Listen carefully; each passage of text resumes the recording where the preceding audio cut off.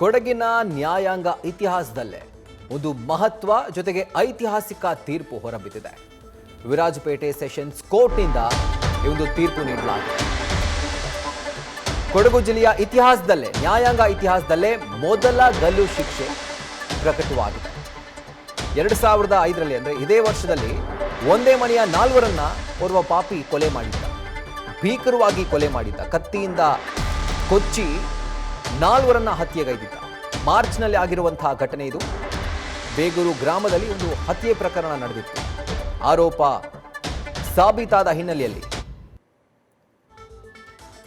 ಅಪರಾಧಿ ಗಿರೀಶ್ಗೆ ಗಲ್ಲು ಶಿಕ್ಷೆಯನ್ನ ಪ್ರಕಟಿಸಲಾಗಿದೆ. ಈತ ನಾಗಿ ಅನ್ನುವಂಥ ಮಹಿಳೆಯ 4ನೇ ಗಂಡನಾಗಿದ್ದ. ಅದಾದ ಮೇಲೆ ಅನೈತಿಕ ಸಂಬಂಧದ ಶಂಕೆ ಹಿನ್ನೆಲೆ ಆಕೆಯನ್ನ ಕೊಲೆ ಮಾಡಲಿಕ್ಕೆ ಆಕೆಯ ಮನೆಗೆ ಹೋಗ್ತಾನೆ.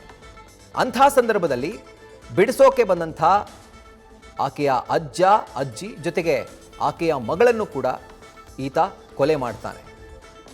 ಇದರ ಕುರಿತಾಗಿ ಡೀಟೇಲ್ಸ್ ಅನ್ನ ಕೊಡ್ತಾ ಹೋಗ್ತಾರೆ ನಮ್ಮ ಪ್ರತಿನಿಧಿ ಪ್ರಜ್ವಲ್. ಈಗ ಒಂದು ಐತಿಹಾಸಿಕ ಒಂದು ಮಹತ್ವದ ತೀರ್ಪು, ಮೊದಲ ಗಲ್ಲು ಶಿಕ್ಷೆ ಕೊಡಗಿನ ನ್ಯಾಯಾಂಗ ಇತಿಹಾಸದಲ್ಲಿ ಪ್ರಕಟವಾಗಿದೆ.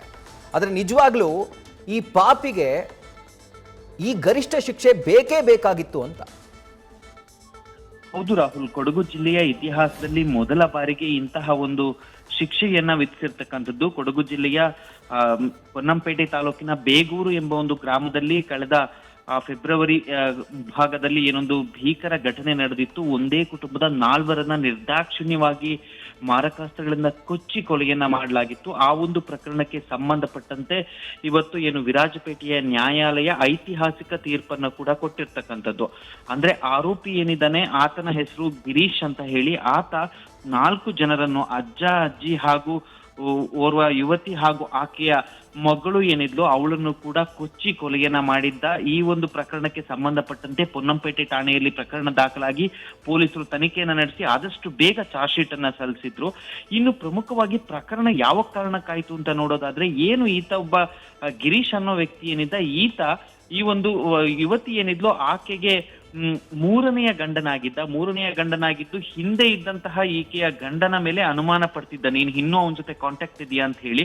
ಆ ಒಂದು ಕಾರಣಕ್ಕೆ ಆದಂತಹ ಗಲಾಟೆಯ ಸಂದರ್ಭದಲ್ಲಿ ಈತ 4ರನ್ನ ಏಕಾಏಕಿ ಕೊಚ್ಚಿ ಕೊಲೆಯನ್ನ ಮಾಡಿ ಅಲ್ಲಿಂದ ಪರಾರಿಯಾಗಿದ್ದ. ಇನ್ನು ಪ್ರಕರಣವನ್ನ ತುಂಬಾ ಗಂಭೀರವಾಗಿ ತೆಗೆದುಕೊಂಡಂತಹ ಕೊಡಗು ಪೊಲೀಸರು ವಿಶೇಷ ತಂಡಗಳನ್ನ ರಚಿಸಿ ಆರೋಪಿಯನ್ನ ಬಂಧಿಸಿ ಆದಷ್ಟು ತ್ವರಿತವಾಗಿ ಏನೊಂದು ಚಾರ್ಜ್ ಶೀಟ್ ಅನ್ನು ಕೂಡ ಸಲ್ಲಿಸಿ ಆ ಒಂದು ಪ್ರಕರಣದಲ್ಲಿ ಆ ಒಂದು ಆರೋಪಿಗೆ ಅಂತಹ ಒಂದು ಶಿಕ್ಷೆ ಆಗೋ ರೀತಿಯಲ್ಲಿ ಮಾಡಿರ್ತಕ್ಕಂಥದ್ದು. ಇನ್ನು ಪ್ರಮುಖವಾಗಿ ಈ ಒಂದು ಪ್ರಕರಣದಲ್ಲಿ ಹಿರಿಯ ವಕೀಲರಾದ ಯಾಸಿನ್ ಅವರು ಸರ್ಕಾರದ ಪರವಾಗಿ ವಾದವನ್ನ ಮಂಡಿಸಿದ್ರು.